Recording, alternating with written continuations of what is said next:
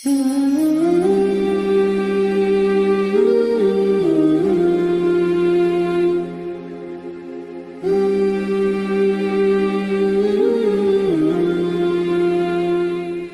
باللہ من الشیطان اللعین الرجیم، بسم اللہ الرحمن الرحیم، الحمد للہ رب العالمین، لعن اللہ قتلک یا فاطمۃ الزہرا۔ عزاداران جناب سیدہ، السلام علیکم ورحمۃ اللہ وبرکاتہ۔ استقبال ہے آپ لوگوں کا پروگرام جناب فاطمہ زہرا ان دا ہولی قرآن، جہاں ہم گفتگو کر رہے ہیں جناب فاطمہ زہرا کی شان، ان کی منزلت اور ان کی عظمت پر کسی بشر کی زبان میں نہیں بلکہ رب کائنات کی زبان میں، کلام الہی کی زبان میں، آیات قرآنی کی زبان میں۔ اس گفتگو میں میرا ساتھ دینے کے لیے خواہر عظمی زہرا رضوی موجود ہیں۔ آئیے گفتگو کا آغاز کریں۔ السلام علیکم خواہر۔ وعلیکم السلام ورحمۃ اللہ وبرکاتہ۔ بہت شکریہ آپ کا خواہر کہ اس گفتگو کو آگے بڑھانے کے لیے آپ پھر ہمارے ساتھ موجود ہیں۔ آپ کا بھی شکریہ۔ تو خواہر، سب سے پہلا سوال، کل ہم نے یہ گفتگو کی تھی کہ قرآن مجید اپنے آپ میں کتنی بابرکت کتاب ہے، کیسا معجزہ اپنے آپ میں وہ کتاب ہے، اس کی منزلت کیا ہے۔ دوسری طرف اہل بیت اور قرآن کا جو کنیکشن ہے آپس میں، جو ان کا رابطہ ہے، اس پر گفتگو کی، اور بالآخر ہم نے گفتگو کا اختتام اس بات پر کیا کہ جو عشق جناب فاطمہ زہرا کو قرآن سے تھا، اس کو قرآن نے کیسے ری پے کیا، کس طریقے سے لوٹایا۔ تو اسی گفتگو کو ہم آگے بڑھاتے ہیں کہ قرآن مجید میں جناب مریم کا ذکر کیا گیا ہے، اور نہ صرف یہ کہ ذکر کیا گیا، آپ کے نام کے ساتھ گفتگو ہوئی ہے۔ بات جب جناب فاطمہ زہرا کی جاتی ہے تو اس میں کوئی دو رائے نہیں کہ آپ سیدتی نساء العالمین ہیں، تمام عورتوں کی سردار ہیں، ازل سے لے کر ابد تک۔ اس میں جناب مریم کا بھی نام شامل ہے کہ آپ جناب مریم کی بھی سردار ہیں۔ تو میرا سوال آپ سے یہ ہے کہ قرآن مجید نے جب جناب مریم کا نام لے کر مخاطب کیا ہے تو جناب فاطمہ زہرا کا نام لے کر کیوں نہیں گفتگو ہوئی ہے قرآن مجید میں؟ اعوذ باللہ من الشیطان اللعین الرجیم، بسم اللہ الرحمن الرحیم، اللہم صلی علی محمد وآل محمد وعجل فرجہم۔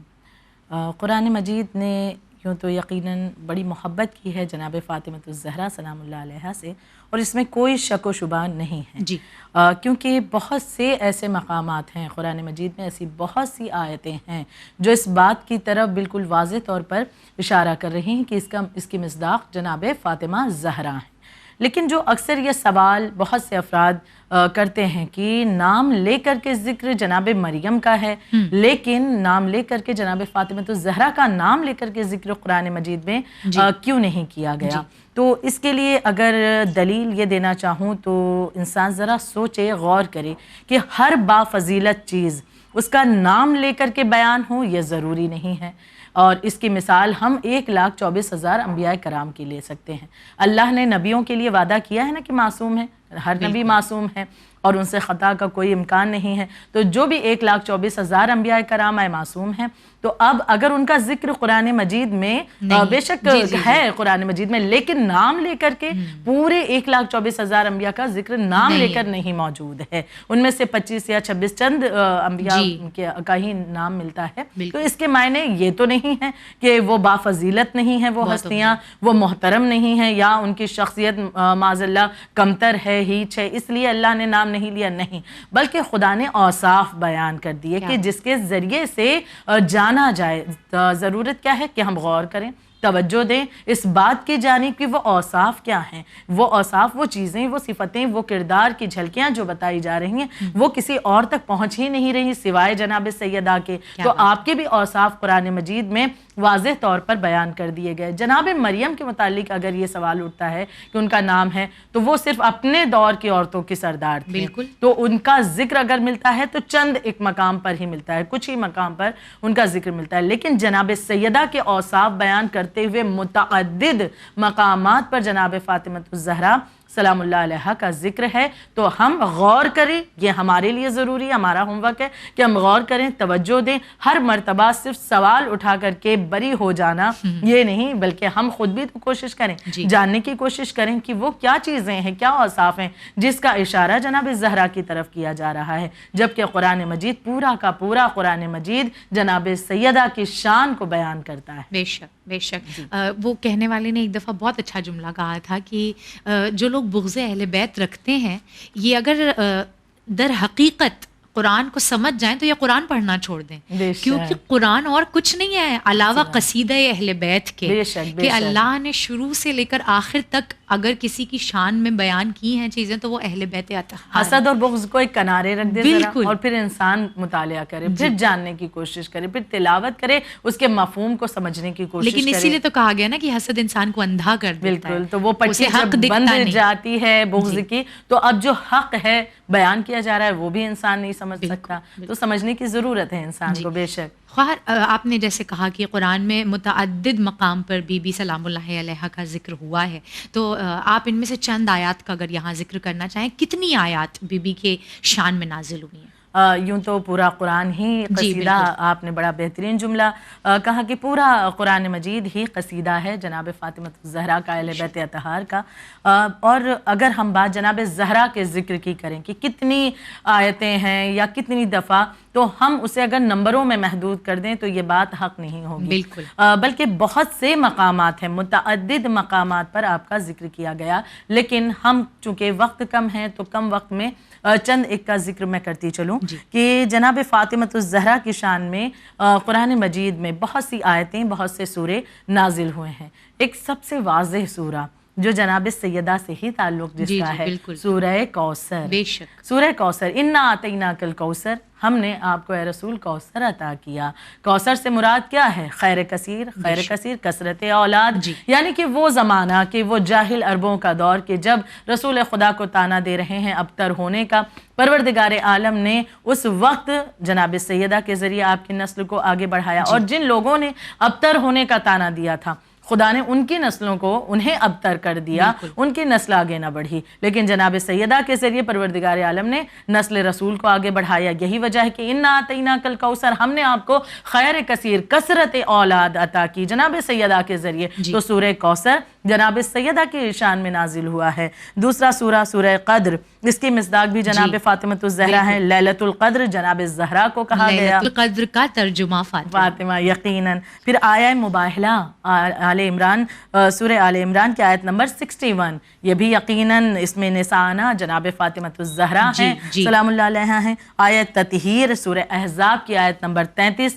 جناب فاطمہ زہرا کی طہارت کی گواہی دیتے ہوئے۔ سورہ رحمان، مرج البحرین یلتقیان سے مراد چھٹے امام فرماتے ہیں علی و فاطمہ زہرا ہیں۔ سورہ دہر، پورا کا پورا سورہ بی بی کی شان میں نازل ہوا۔ آیہ مودت، سورہ شورا کی آیت نمبر 23، قل لا اسألکم کی آیت، اس میں بھی اگر کسی کی محبت کی طرف ہمیں توجہ دلائی جا رہی ہے تو وہ محبت اہل بیت، اور اہل بیت میں نمایاں فرد جناب سیدہ کی ہے۔ تو اس کے علاوہ سورہ ابراہیم کی آیت نمبر 24 میں درخت طوبہ کی شاخ بی بی فاطمہ الزہرا کو کہا گیا ہے۔ سورہ فرقان کی آیت نمبر 74 میں ذریت سے جناب زہرا تعلق رکھتی ہیں۔ سورہ نور کی آیت نمبر 35 میں مشکات سے مراد جناب فاطمہ الزہرا سلام اللہ علیہا ہیں۔ میں نے تو چند ایک کا ہی ذکر کیا ہے، لیکن اگر ہم بیان کرنے بیٹھیں تو ایسی نہ جانے کتنی آیتیں جس کا تعلق جناب فاطمہ، اور نہ جانے کتنی آیتیں تو ابھی پردے میں ہیں کہ جناب فاطمہ زہرا کی فضائل میں سے ایک بہترین فضائل جو آپ کا ہے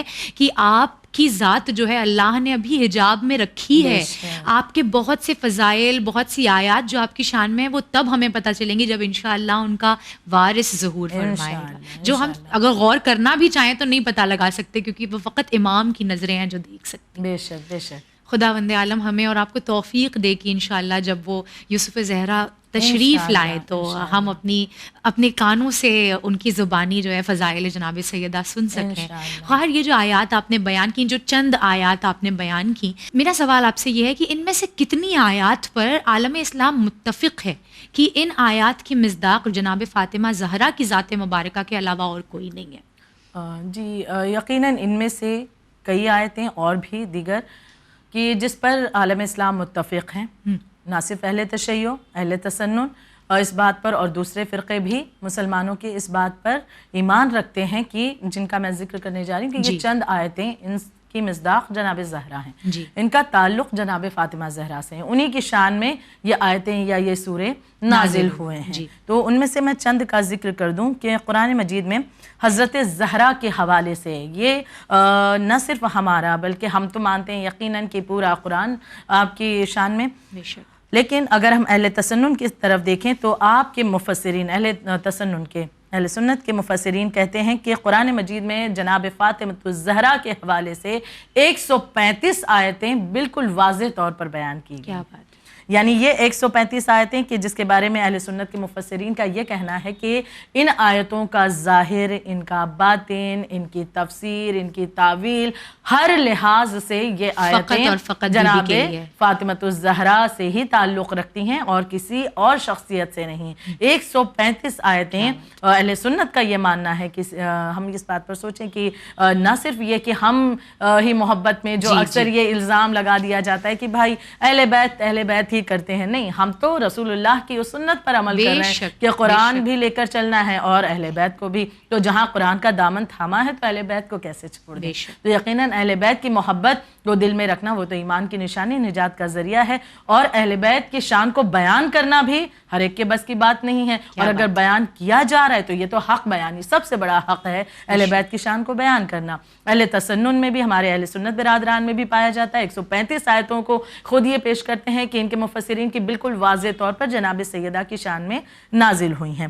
مزید اضافہ کر دوں جی کہ سورہ دہر پر بھی متفق ہیں عالم اسلام کی بہت سے فرقے، نہ صرف شیعہ، ان کے علاوہ بھی، کہ سورہ دہر پر کی سورہ دہر کی 18 آیتیں جو ہیں وہ بالکل واضح طور پر جناب سیدہ کی شان میں نازل ہوئی ہیں. یعنی فقط وہی ایک آیت نہیں بلکہ پورے سورہ دہر کی 18 آیتوں کی بات کی جا رہی کہ وہ تو بالکل واضح طور پر جناب سیدہ کی شان میں نازل ہوئی ہیں، ان کی فضیلت، ان کی عظمت کو بیان کر رہی ہیں. پھر اہل سنت کے 30 مفسرین نے بیان کیا، 30 بڑے بڑے مفسرین نے بیان کیا، جس میں نام سیوطی کا بھی آتا ہے، جس میں نام آلوسی کا بھی آتا ہے.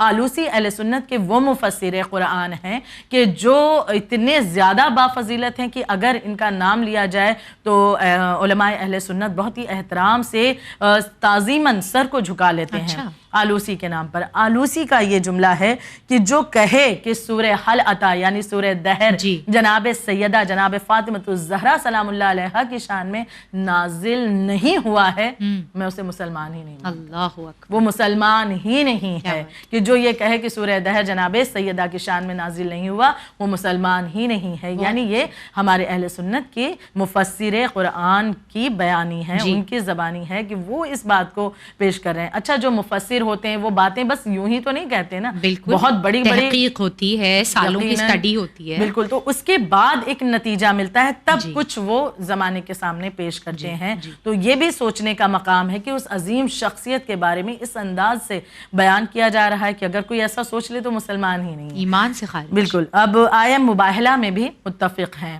تمام فرقے کہ نساءنا جو اشارہ کیا گیا آیہ مباہلہ میں، وہ کوئی اور شخصیت نہیں، وہ کسی اور کی ذات نہیں ہے بلکہ جناب سیدہ جناب فاطمۃ الزہرا دختر رسول خدا.